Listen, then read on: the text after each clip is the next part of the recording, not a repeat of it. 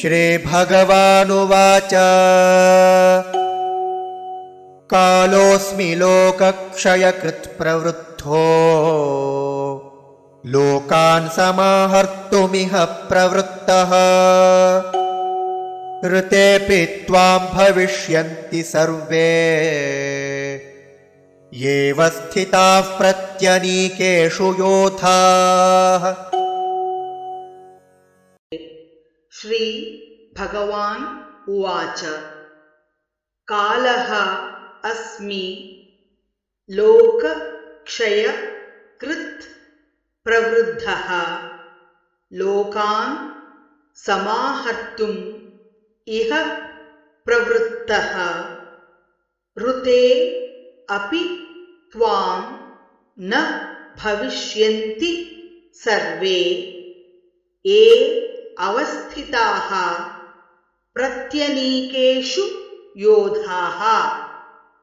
भगवानुवाच श्रीभगवानुवाच कालोऽस्मि लोकक्षयकृत् प्रवृद्धो कालोऽस्मि लोकक्षयकृत् प्रवृद्धो लोकान् समाहर्तुमिह प्रवृत्तः लोकान् समाहर्तुमिह प्रवृत्तः ऋतेऽपि त्वां न भविष्यन्ति सर्वे ऋतेऽपि त्वां न भविष्यन्ति सर्वे एव स्थिताः प्रत्यनीकेषु योधाः येव स्थिताः प्रत्यनीकेषु योधाः।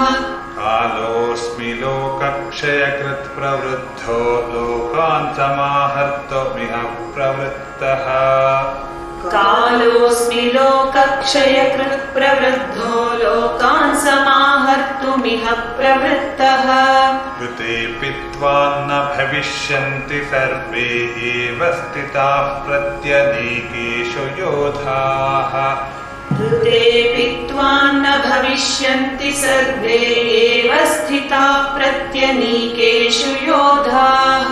कालोऽस्मि लोकक्षयकृत् प्रवृद्धो लोकान् समाहर्तुमिह प्रवृत्तः ऋतेऽपि त्वां न भविष्यन्ति सर्वे एव स्थिताः प्रत्यनीकेषु योधाः कालोऽस्मि लोकक्षयकृत् प्रवृद्धो लोकान् समाहर्तुमिह प्रवृत्तः ऋतेऽपि त्वां न भविष्यन्ति सर्वे एव स्थिताः प्रत्यनीकेषु योधाः।